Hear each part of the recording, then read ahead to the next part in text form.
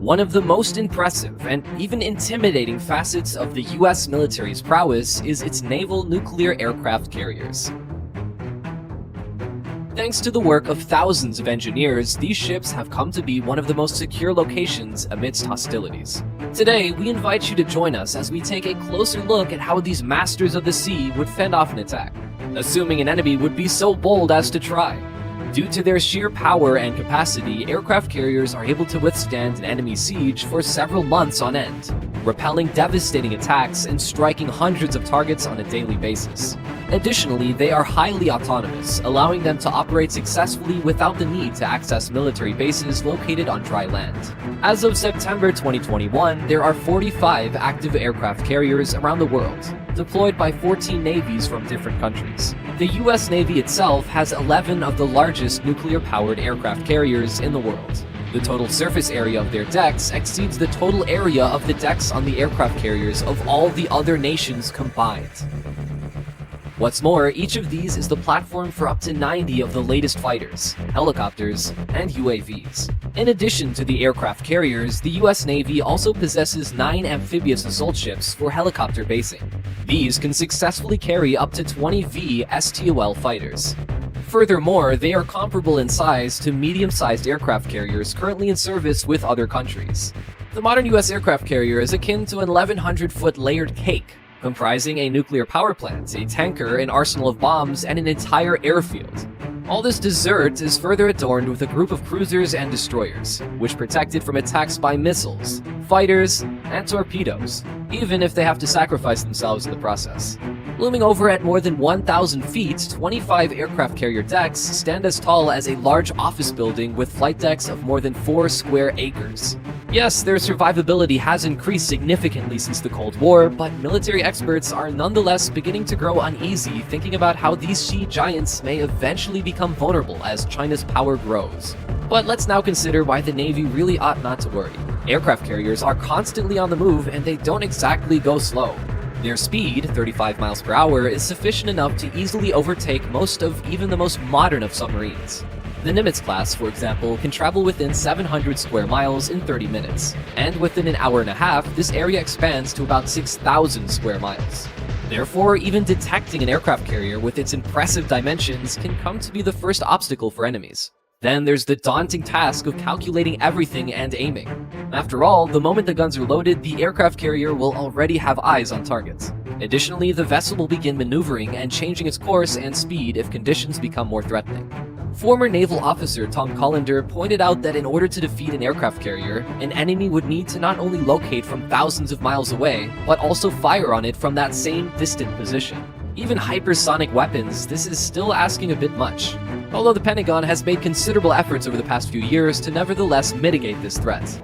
US aircraft carriers also have an almost limitless range of operations. This is especially true when we're talking about the Ford class, considering the limitless potential of its nuclear power plant. The work done on it does not halt, even if the enemy were to intercept the fuel tankers supplying the Navy. Another thing to consider is how nuclear power allows an aircraft carrier to perform deceptive maneuvers in any which direction over an extended period of time, certainly beyond the range of enemy forces that may be trying to find this giant ship in the middle of the vast ocean. The Carrier Strike Group was formed for the purpose of countering enemy forces in closed waters or in the ocean at any given time of the year, and under all possible weather conditions. The aircraft deliver the main offensive firepower, while the ships in the strike group are responsible for supporting and protecting the aircraft carrier itself from enemy ordnance. However, the duties of the strike team are not necessarily as strict as they may seem. If needed, ships can also conduct offensive operations such as launching cruise missiles, while the air wing instead covers down on the defense of the aircraft carrier. An air wing placed on ships is capable of destroying opponents well before they can approach their intended targets.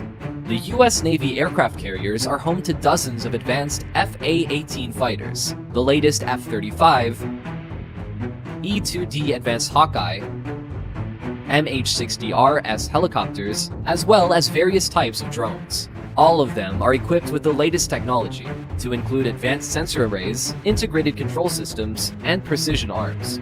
Furthermore, the air wing also includes radar aircraft that can detect a potential threat hundreds of miles out from the aircraft carrier's current location. Growler electronic warfare aircraft will jam both the enemy radars and communication systems, thus nullifying their ability to call in reinforcements. The strike teams are not limited to any specific composition, and so this can change depending on the specific mission set or the current threat. Oftentimes, the strike group will include Supercarrier. This is the central part of the strike group and acts as its flagship. An air wing accommodating up to 9 squadrons of 1 or 2 Ticonderoga-class missile cruisers, under the control of the Aegis combat system, with 3 types of missiles, SM-2 and SM-6, as well as BGM-109 Tomahawk for long-range strikes. 2 to 3 Arleigh-Burke-class missile destroyers, DDG, used for AAW and ASW defenses. These are equipped with Tomahawk missiles for strikes at medium ranges. Up to 2 attack submarines also equipped with Tomahawk missiles for attack at medium ranges. Their primary task is to cover the strike group from enemy surface ships and other submarines. Supply ships, Oiler and Supply Ship, AOE or AOR, as well as a Supply Class TAOE, which provides support via needed equipment, gear, etc. Out of the US Navy's 9 aircraft carrier strike groups, 8 of them are based out of the US mainland, while the other is in Japan. All of these were eventually renamed from the former groups of aircraft carriers, being the Car Groups and Groups of Cruiser Destroyers CCDG to being the strike group of the aircraft carrier. The Fleet Response Plan states that 6 strike teams must be ready to deploy at a moment's notice. The maximum period for notice should not exceed 30 days, and 2 additional teams must be ready within 90 days. Thus, the aircraft patrol the airspace above the aircraft carrier, rushing in the direction of enemies if any are detected. If the planes somehow fail to neutralize the threats, then the battle cruisers with the Aegis will enter the action, directing air defense systems from surrounding ships to attack enemy vehicles or missiles. And finally, should the air defense system also fail to destroy the enemy forces, then the Phalanx CIWS air defense system with a 20mm Gatling cannon comes into play. RAM is also used as point protection systems. All of the carrier's defensive sensors and weapons are linked together through an advanced airborne command center in order to execute coordinated strikes and maneuvers against enemies. At this point, the US Navy has spent decades developing an advanced system capable of integrating all their military assets into a single integrated network. Now, everyone who is a node within this network can quickly receive key information regarding enemy activity, thus mitigating the risk of damage. Defending aircraft carriers is both redundant and multifaceted, so the likelihood that someone will successfully defeat one is less than 1 in 100. Even if the enemy were to break through the defense of an aircraft carrier, these beasts are almost impossible to sink, not only due to their crazy dimensions, but also due to the hundreds of watertight compartments and thousands of tons of armor covering the vessel. The latest aircraft carriers out, such as the Ford class, sport additional protective measures that the US Navy has never publicly disclosed. Also, its ability to provide more than 600 megawatts of electricity to power onboard systems, and the network during combat operations can someday facilitate the future installation of either high-energy lasers, hence an electromagnetic railgun, or perhaps some other even more advanced weapons. It has probably become apparent by now that the only real method of sinking the steel giants would be nuclear weapons. The threat from ballistic missiles, which made appearances now and then, no longer causes concern. This weapon simply lacks the maneuverability to properly lock onto the aircraft carrier in the final moments of the flight. These days, tens of billions of dollars out of the state budget are allocated towards the development of aircraft carriers and their supports. Starting as gigantic military equipments, they have since become key players, both in the fight against external threats and in global military crises. Today's modern air wing is significantly more skilled in performing its tasks than it was during Operation Desert Storm. It is now able to quickly acquire and strike over 1,000 enemy targets per day, and possesses the ability to carry out large-scale operations without both the political restrictions and military risks commonly associated with ground bases. It would seem that nowadays the United States is quite the topic of discussion.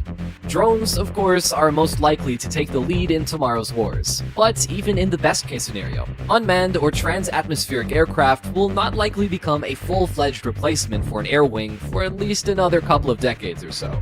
Thus far, unmanned systems do not fully possess the capabilities required to consistently defeat mobile targets, and they depend on vulnerable and potentially inaccessible ground bases for control.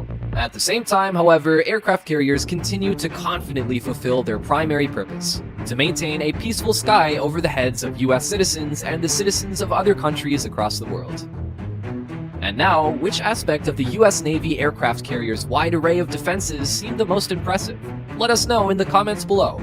Also, if you enjoyed this video, please leave us a like and be sure to subscribe to the channel for more content like today's. As always, thank you very much and we'll see you in the next video.